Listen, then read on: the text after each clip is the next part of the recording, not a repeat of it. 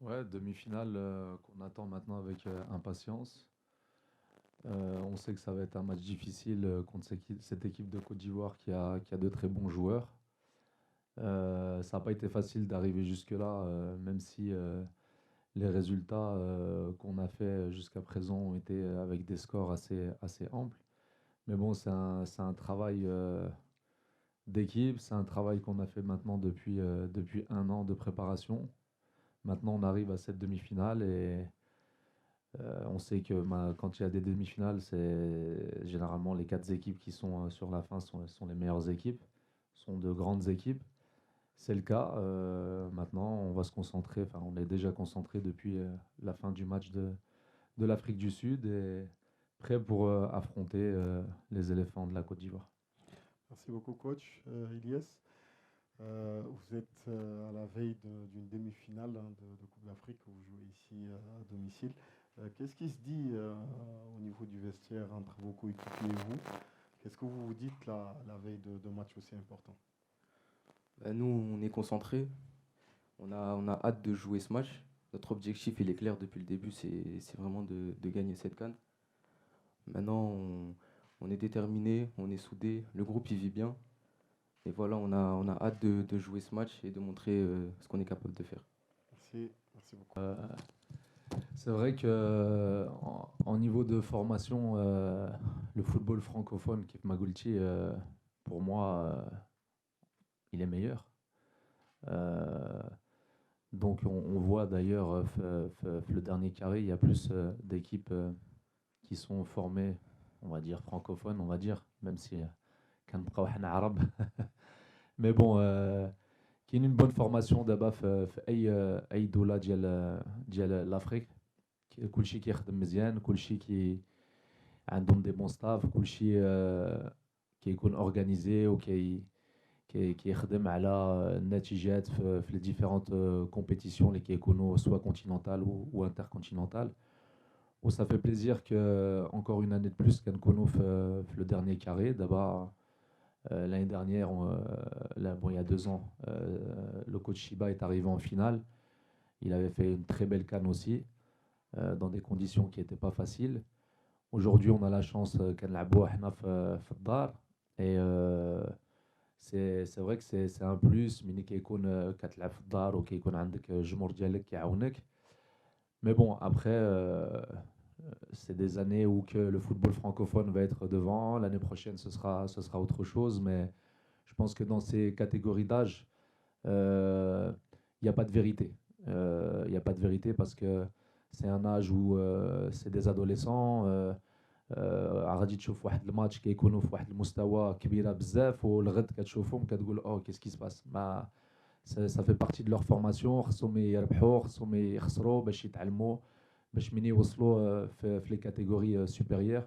عندهم كاع داك لو باجاج ديال لا ديفيت دو با جوي دو جوي دو غانيي. مي خصهم يتعلموا من دابا comment il faut gagner avec les équipes africaines qui sont très difficiles à jouer. Mais bon, voilà. En ce qui concerne sur la finale, c'est ça. Peu importe qui on va jouer en finale, si on arrive déjà à battre cette grande équipe de Côte d'Ivoire, حنا واجدين على كل شيء. خدمنا كاع les scénarios, que ça soit contre l'équipe de la Côte d'Ivoire ou après. Mais moi, je pense qu'il faut déjà se concentrer sur ce match de Côte d'Ivoire parce qu'il va être très, très, très difficile. On a beaucoup de respect pour cette équipe, comme eux, je pense qu'ils ont beaucoup de respect pour nous. Mais bon, voilà, que le meilleur gagne et qu'il y ait un bon spectacle et que surtout qu'on prenne du plaisir à voir du bon football. Ah. Déjà qu'on ait joué 3 matchs sans prendre de but, je pense que c'est une bonne prestation. C'est vrai qu'on n'a pas voulu prendre encore ce but contre l'Afrique du Sud, mais bon, l'Afrique du Sud, plus la compétition avance, plus c'est difficile de ne pas prendre de but. Là, on en a pris un sur une situation où, que, si je me rappelle bien, c'était une action pour nous sur une contre-attaque, un centre de notre latéral qui a failli terminer par un but. Sur une transition, l'Afrique du Sud renvoie rapidement le ballon vers l'avant et arrive à marquer sur une faute d'attention. Ça n'a pas été une faute technique. Je pense que C'était plus un manque de concentration. Nos joueurs qui étaient en train de regarder cette action qui était pour nous, voir si on allait marquer. Ensuite, une faute de marquage offensif. On connaît la force de cette équipe d'Afrique du Sud qui nous a fait mal sur un but. Mais bon, après, le plus important, c'est qu'après, nos joueurs n'ont pas baissé les bras. Et on a marqué rapidement après deux buts successifs, je crois, en une minute. Et c'est ce qui a tué le match. En ce qui concerne la deuxième question, les joueurs, il faut qu'ils comprennent que quand ils font un bon match, il faut l'oublier, surtout dans des compétitions où tu veux arriver très loin. Comme on dit, le football n'a pas de mémoire. Ce que tu as fait hier, c'est passé. Maintenant, ce qu'on attend, c'est ce que tu vas faire aujourd'hui, c'est ce que tu vas faire demain. Donc, il faut qu'ils se concentrent rapidement sur le prochain match, la prochaine échéance, pour se concentrer le maximum possible sur ce qui arrive, parce que jouer une demi-finale de Coupe d'Afrique, c'est pas tous les ans qu'on va le faire, même si c'est la deuxième année consécutive, mais avec différents joueurs. L'année prochaine, ils passeront sur des catégories supérieures, qu'il n'y aura pas de compétition pour eux pour la Coupe d'Afrique, à part s'ils jouent avec les U20. Donc voilà, il faut qu'ils savourent le moment, qu'ils donnent le maximum, ne pas avoir de regrets, bien préparer la compétition, bien préparer ce match, bien récupérer entre les matchs, apprendre des erreurs qu'ils ont pu faire. Et puis à partir de là, je pense que jusqu'à présent, ils ont bien fait les choses. Alors, à double tranchant, moi, ce que je leur dis savourez le moment, parce que quand vous allez rentrer dans vos clubs, parce qu'ils jouent en U17 ou en U18, je ne pense pas qu'ils jouent devant 10 000 spectateurs ou 15 000 spectateurs. Ils doivent jouer devant, allez, dis-moi. 100, c'est magnifique. Donc, ils savourent ce moment, parce que en plus, ils jouent dans leur pays, dans notre pays.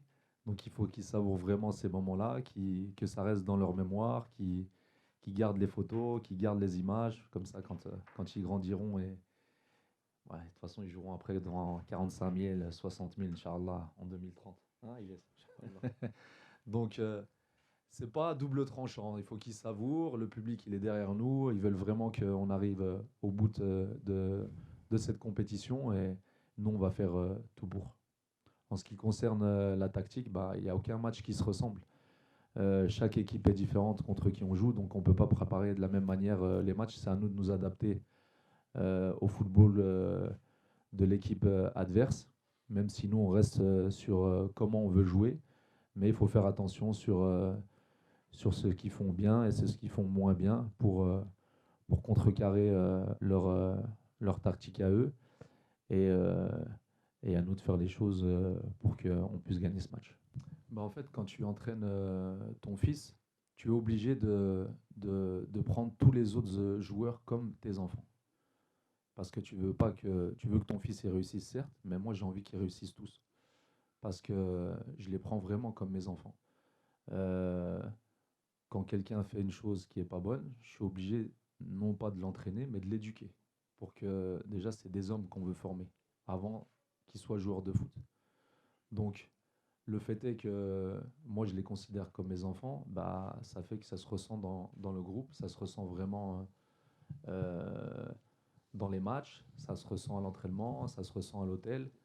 Je ne parle pas à un joueur qui ne joue pas, par exemple, comme si je parle à un joueur, je lui parle comme si je parle à mon fils, lui faire comprendre pourquoi il ne joue pas, pourquoi il doit attendre, pourquoi il doit être patient.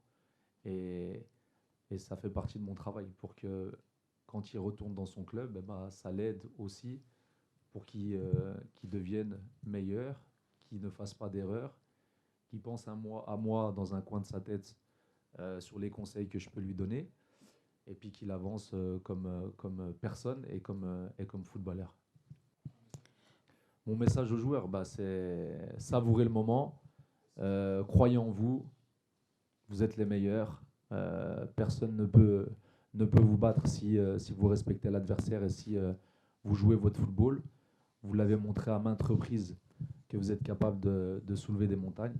Et Inch'Allah, ce match, vous allez le gagner avec sacrifice, avec courage et avec beaucoup d'intensité et, et d'envie. Alors, qu'est-ce que je vais vous dire sur ça? Bah, ce sera peut-être la maman qui ira voir la fille et le papa sera avec, Inch'Allah, si tout se passe bien, si il n'arrive rien à Ziad, si ses performances sont bonnes. Je serai avec, euh, avec mon fils. Ouais, c'est dur, hein. Ma fille qui est susceptible de jouer une Coupe du Monde et ne pas la voir sur sa première Coupe du Monde, même si je sais qu'elle va en faire beaucoup, Inch'Allah. C'est compliqué, mais bon. Le cœur, il sera. Maintenant, il y a les visio-appels, il y a la télé, J'espère qu'on ne jouera pas dans les mêmes horaires, parce que là, ça va être encore un plus gros problème. Mais bon, déjà, c'est une fierté que mes deux enfants représentent notre pays. C'est une fierté qu'ils jouent en équipe nationale. C'est une fierté de les voir s'épanouir au sein de ces équipes nationales. C'est une fierté de les voir, comment dire, avoir la même énergie, être super content quand ils reçoivent ces convocations. Et bon, voilà, je leur souhaite bonne chance et qu'ils fassent leur vie, qu'ils deviennent de grands joueurs, Inch'Allah, et qui représentent toujours au plus haut notre pays. Autre question? Ah, tout le monde a faim là ou quoi? Merci. De continuer à nous supporter. Nous, on est très contents quand on regarde la tribune et qu'on voit qu'elle est remplie. Voilà, on est très contents et ça nous motive encore plus à apporter quelque chose de grand à notre pays. Alors, je pense que c'est parce que l'UNAF, ça nous a donné chance de jouer Hana. On pensait pas qu'il y allait y avoir. Enfin, moi, je pensais pas que sur un match de U17, il y allait y avoir autant de monde. C'est vrai que si on avait joué sur un autre stade, il y aurait encore eu plus de monde. Mais bon, moi, après, je fonctionne aussi un peu au feeling. Ce terrain nous a donné chance, nous a porté chance à l'UNAF. Et donc, c'est moi qui ai décidé, on m'a donné le choix de pouvoir jouer dans n'importe quel stade, en fait.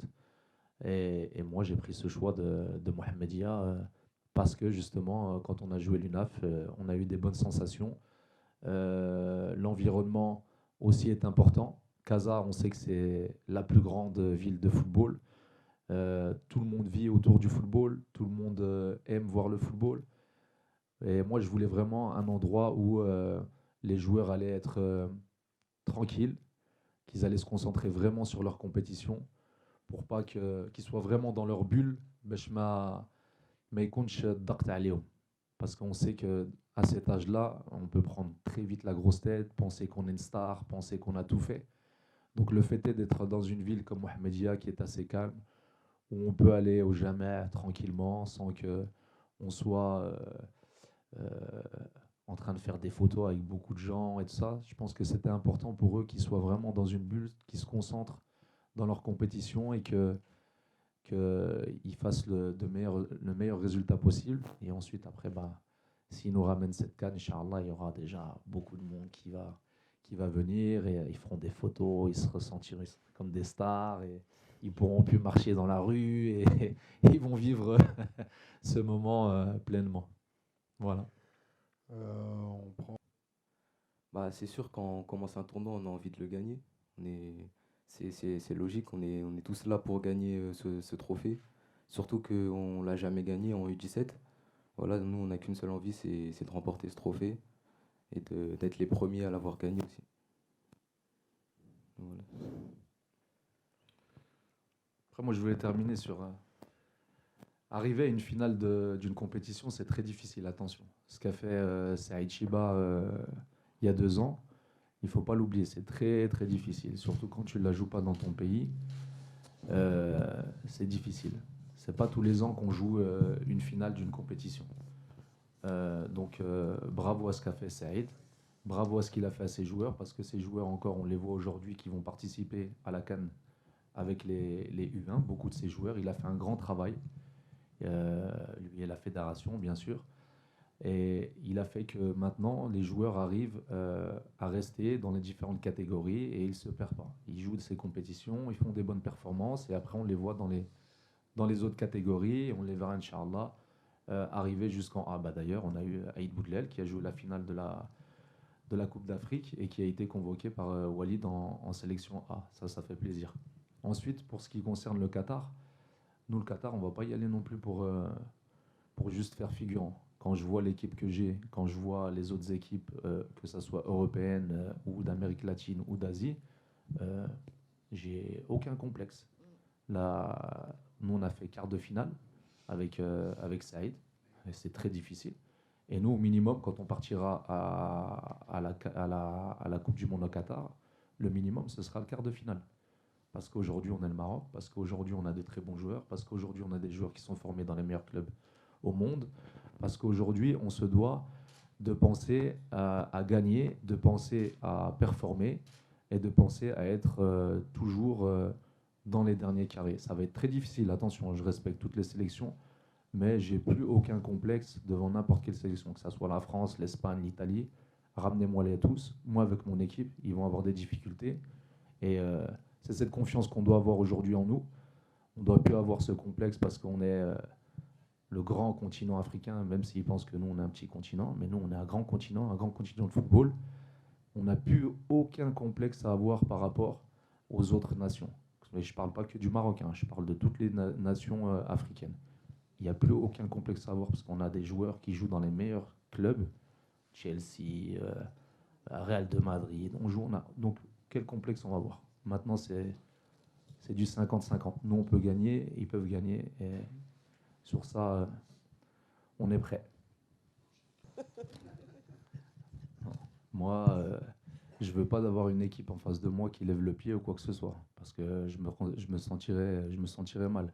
Au contraire, je veux en face de moi une équipe qui va me donner du fil à retordre et avoir le mérite de gagner cette grande équipe ivoirienne. En ce qui concerne l'équipe senior de Côte d'Ivoire pour leur titre de champion d'Afrique, certes, le Maroc n'a fait que son travail de gagner le match qui permettait aux Ivoiriens de continuer dans la compétition.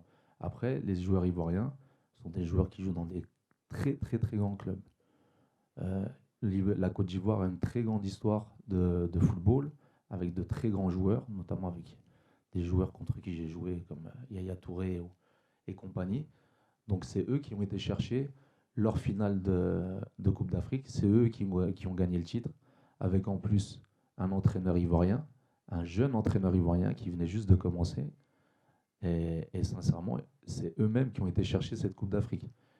Il y a eu leur public qui les a appuyés, qui ont cru en eux, et ils ont été chercher cette Coupe d'Afrique comme ils le méritaient. Des fois, les choses, on pense que tu vas gagner tous les matchs et tu vas arriver en finale et tu vas gagner cette coupe. Bah, ils ont fait force d'abnégation, ils ont changé l'entraîneur quand il fallait, et cet entraîneur a fait du bon travail et ça leur a permis d'arriver à ce sacre de champion d'Afrique. Fair play, des enfants qui jouent au football, qui prennent du plaisir, qui se respectent, des joueurs qui viennent voir un autre pays, qu'on accueille avec beaucoup de chaleurosité et beaucoup de respect. Et vraiment, on est deux peuples frères, bien sûr, mais après, sur le terrain, il n'y a plus de frères. En dehors du terrain, on est frères, il n'y a pas de problème. Sur le terrain, il n'y a plus de frères. Mais après, bien sûr, quand on finira le match, qu'on gagne ou qu'on perd, on ira se serrer la main, on aura félicité la personne qui aura remporté ce match, et puis on continuera notre travail pour préparer au mieux cette Coupe du Monde. Eh ben, on regarde les matchs qui ont été faits avant, on voit pourquoi on n'a pas réussi à gagner ces finales. On essaye de leur montrer sur quoi on est défaillant. On essaye de leur enlever cette pression en leur disant que c'était un match comme les autres. Certes, il est important de le gagner, mais on ne lui donne pas... je ne veux pas dire qu'on ne lui donne pas d'importance, parce que c'est vraiment important de gagner cette finale, mais on essaye au maximum de leur enlever cette pression et que pendant ces 4 jours, bah, on ne va pas penser pendant 4 jours à ce match. On a petit à petit, on pense à ce match et on les met dans les meilleures conditions. D'ailleurs, on a fait une sortie team building pour que justement la pression redescende après ce match de l'Afrique du Sud, pour qu'ils soient ensemble, qu'on les enlève de cette routine de l'hôtel et qu'ils voient aussi des gens en dehors de l'hôtel pour que socialement ça leur fasse du bien aussi. Et ensuite, petit à petit, on commence à les mettre dans le bain de ce match qui va être important. Euh, et on discute par petits groupes, on prend les joueurs individuellement, on leur montre des images, on leur montre beaucoup de choses. Il y a beaucoup de choses qu'on fait qui ne se voient pas, qui sont invisibles, mais il y a beaucoup de choses de faites pour justement qu'ils arrivent dans les meilleures conditions sur le match, sur cette demi-finale. Bah, il connaît l'environnement déjà.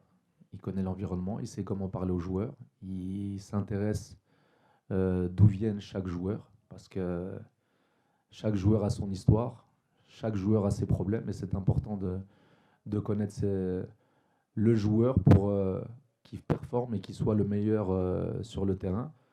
Ensuite, bah, quand il nous voit, bah, il voit la même chose en face, quoi. Il voit pas quelqu'un qui vient pas de son pays, qui a pas la même culture, qui comprend pas les codes. Nous, on les comprend, on sait comment fonctionner. En Europe, ça marche d'une manière. Ici, en Afrique, tu dois t'adapter. Tu peux pas faire ce que tu fais en Europe, venir ici en Afrique et le faire. On a notre culture, on a notre manière de vivre, on en a notre manière de fêter les choses, on a notre manière d'être dans le vestiaire. L'Européen, peut-être qu'il veut un peu plus de silence. Nous, il nous faut de la musique, il nous faut des chants, comme j'ai pu voir l'Afrique du Sud ou la Zambie. Moi, j'avais mes joueurs européens qui disaient oh, ils chantent. Bah oui, parce qu'en Europe, ils ne l'auraient pas laissé chanter avant un match. Mais ça, c'est important, c'est ce qui fait que ça ramène de l'énergie aux joueurs, ça lui enlève la pression et il arrive de la meilleure manière dans les matchs. On a de très très bons entraîneurs africains. Nous aussi, on passe les diplômes. Nous aussi, on se forme. Maintenant, avec tout ce qui est Internet et tout ça, on peut apprendre de la même manière que les gens qui sont de l'autre côté de la Méditerranée. Donc, il faut nous faire confiance. On sait gagner aussi des compétitions. On sait aller loin dans les compétitions. Donc voilà, comme vous avez dit encore en finale, 4 coachs africains, ça fait vraiment plaisir. Ça prouve qu'on est en train d'avancer et on nous donne des responsabilités, on a confiance en nous. Et voilà, il faut qu'on continue comme ça, qu'on ne dorme pas et qu'on aille chercher chaque fois des résultats encore meilleurs. Exceptionnel.